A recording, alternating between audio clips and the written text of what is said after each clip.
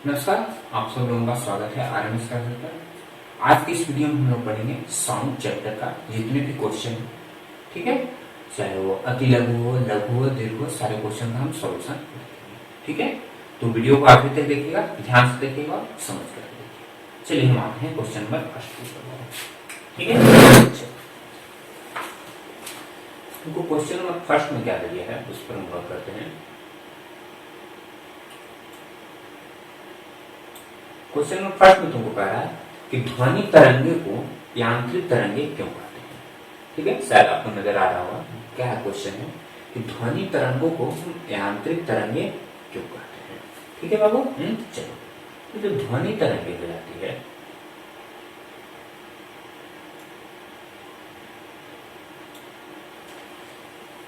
जो ध्वनि तरंगे होती है बाबू वो क्या होती है उसका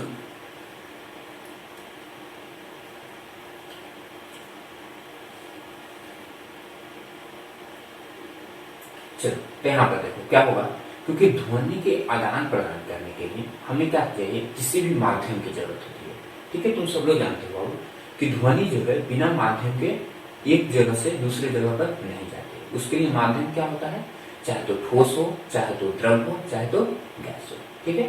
तो इसलिए हम ध्वनि तरंग को क्या कहते हैं, यांत्रिक तरंग कहते हैं, ठीक है।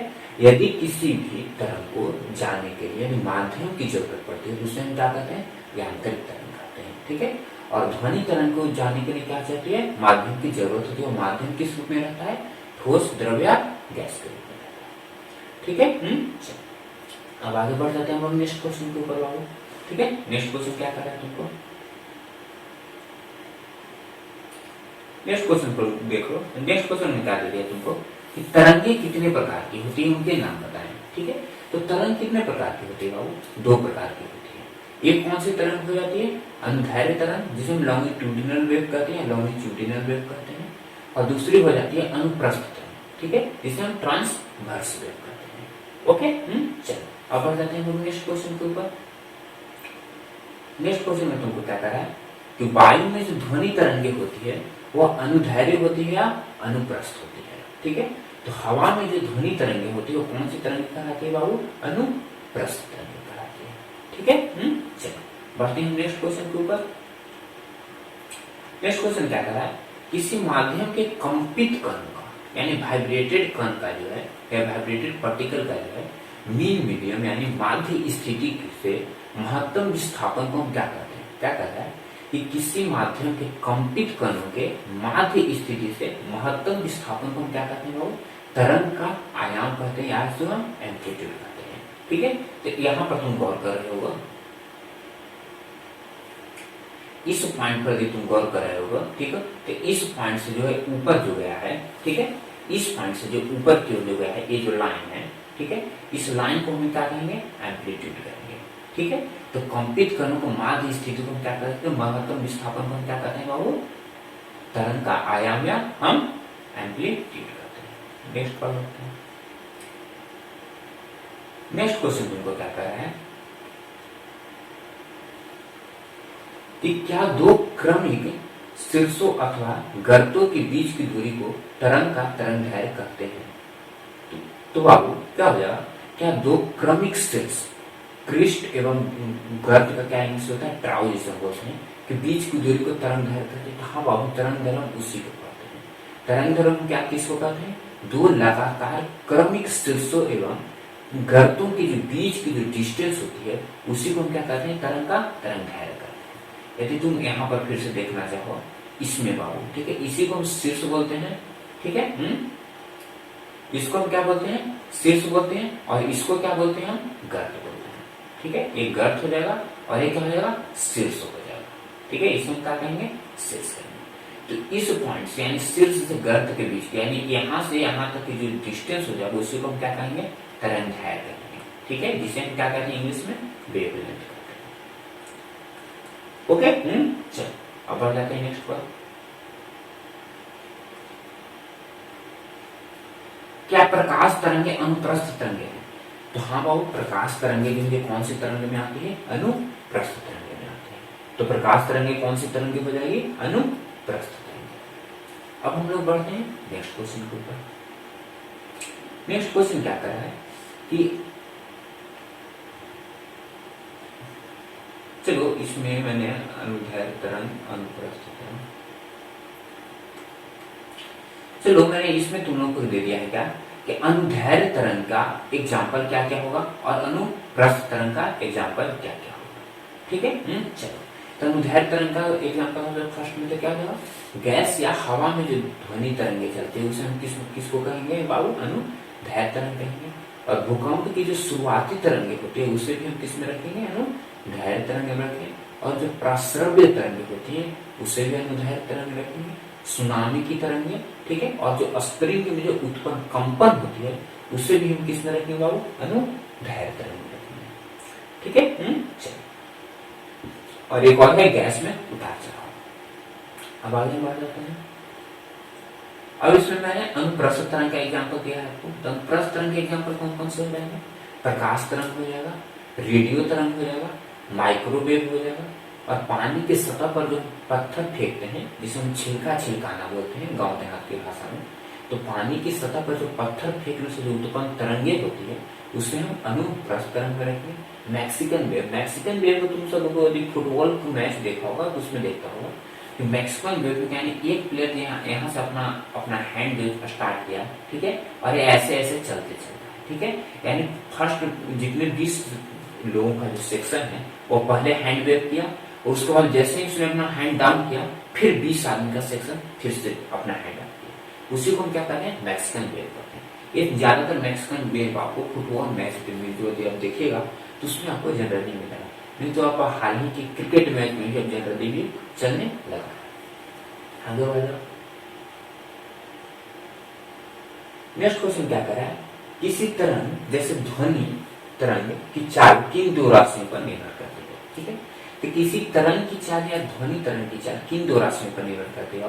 तो तरंग की चाल का जो फॉर्मूला होता है क्या होता है, आवृत्ति गुना क्या होता है, तरंगदैर्घ्य होता है। ठीक है, क्या होता है, आवृत्ति गुना तरंगदैर्घ्य। तो आवृत्ति गुना तरंगदैर्घ्य है फॉर्मूला, तो तरंग की चाल किस पर डिपेंड करेगी बाबू, आवृत्ति और तरंगदैर्घ्य पर ही ना, तो आवृत्ति और तरंगदैर्घ्य। आगे बढ़ जाते हैं नेक्स्ट क्वेश्चन के ऊपर। नेक्स्ट क्वेश्चन नंबर 8 क्या कह रहा है, एक व्यक्ति अपने मित्र के साथ चंद्रमा पर गया हुआ है, क्या वह व्यक्ति अपने मित्र द्वारा वहां उत्पन्न ध्वनि को सुन सकता है। ठीक है, तो वह व्यक्ति जो है चंद्रमा पर कोई ध्वनि नहीं सुन सकता। क्यों, क्योंकि मैंने फर्स्ट क्वेश्चन में ही तुम सब लोग को बताया है कि ध्वनि को सुनने के लिए किसी माध्यम की जरूरत होती है, और चंद्रमा पर बाबू कोई माध्यम नहीं है, यानी वहां पर वायुमंडल की व्यवस्था ही नहीं है। यदि वायुमंडल ही नहीं है तो कोई चंद्रमा पर कोई ध्वनि सुन ही सकता है। ठीक है, तो आप अपने दोस्त की जो आवाज है वहां पर नहीं सुन सकते। नेक्स्ट क्वेश्चन पर आना, किसी ध्वनि तरंग की आवृत्ति तथा तरंगदैर्घ्य उसके चाल से किस प्रकार संबंधित है। तो उसके चाल की क्या होती है, समानुपाती। तभी तुम लोगों ने फॉर्मूला देखा ना बाबू कि तरंग की चाल कहो या ध्वनि की चाल जो है, तो ध्वनि की चाल का फॉर्मूला क्या हो जाएगा, ध्वनि की चाल और हो गया था आवृत्ति गुना तरंगदैर्घ्य ना, आवृत्ति गुना तरंगदैर्घ्य।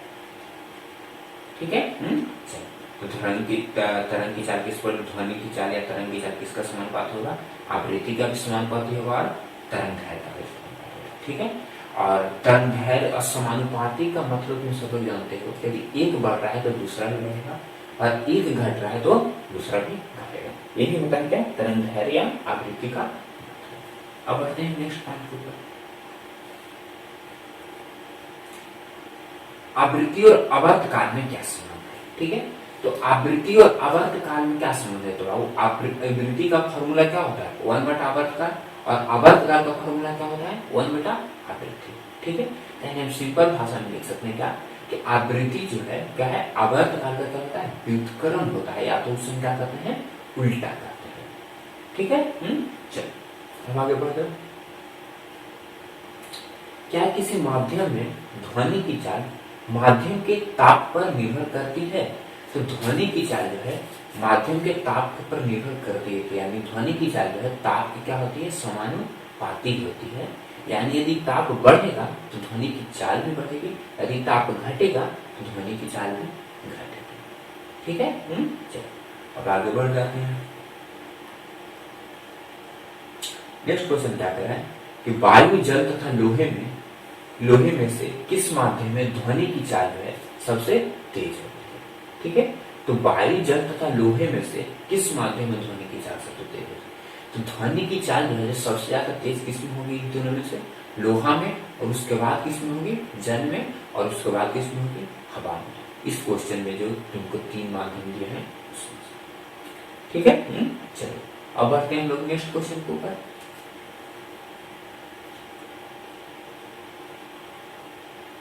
नेक्स्ट क्वेश्चन क्या कह रहा है कि तरंग का कौन सा गुण जो है प्रबलता और तारत्व को निर्धारित करता है? ठीक है, तो तरंग या ध्वनि तरंग जो है प्रबलता है किस पे डिपेंड करती है? आयाम या एम्पलीट्यूड से। यदि आप तेज बोलेंगे तो एम्पलीट्यूड का ग्राफ क्या रहेगा? ज्यादा दूर तक रहेगा, यानी ज्यादा लंबा नजर आएगा। और धीरे बोलिएगा तो उसका आयाम क्या होता है? ठीक है, और ध्वनि का जो तारत्व है वह किस पर निर्भर करता है? वो उसकी आवृत्ति पर निर्भर करता है। ठीक है, अब बढ़ते हैं हम लोग आगे। क्या आप बता सकते हैं कि सितार तथा कार का हॉर्न में से किसके द्वारा उत्पन्न ध्वनि का तारत्व अधिक होगा? तो कार का जो हॉर्न है सितार की अपेक्षा क्या होता है? तेज है। सितार यानी गिटार कह सकते हैं, तो उसका जो ध्वनि होता है क्या रहता है? मध्यम रहता है, यानी कम रहता है। किसकी अपेक्षा? हॉर्न की अपेक्षा। यदि ध्वनि का जो स्पीड या प्रबलता यदि तेज नहीं है तो तारत्व भी क्या होगा? यानी क्या हो जाएगा? कार का हॉर्न का जो है तारत्व क्या हो जाएगा? अधिक। ठीक है, आगे बढ़ते हैं।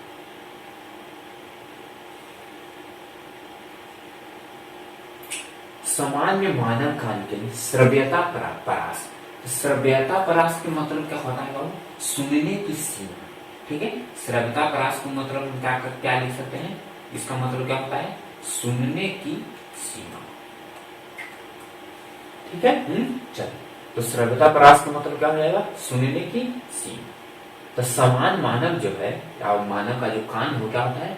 20 हर्ट्ज से 20,000 हर्ट्ज तक ही ध्वनि को सुन सकता है। यदि आप 20 हर्ट्ज से यदि आप कम बोल रहे हैं तभी मानव कान नहीं सुनेगा, और यदि आप 20,000 हर्ट्ज से ज्यादा बोल रहे हैं तभी मानव कान क्या करेगा? वह सुन नहीं सकता। ठीक है, चलो आगे आ जाओ।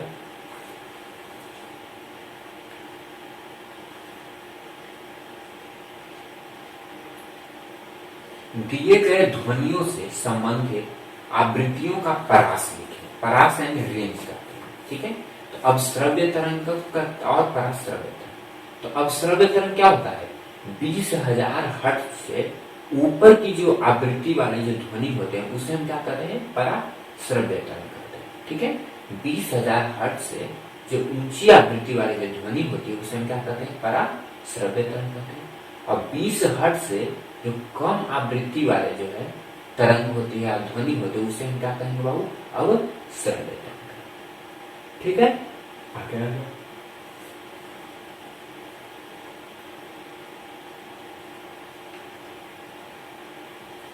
हर्ट्ज किस राशि का मात्रक है? तो हर्ट्ज किस राशि का मात्रक है बाबू?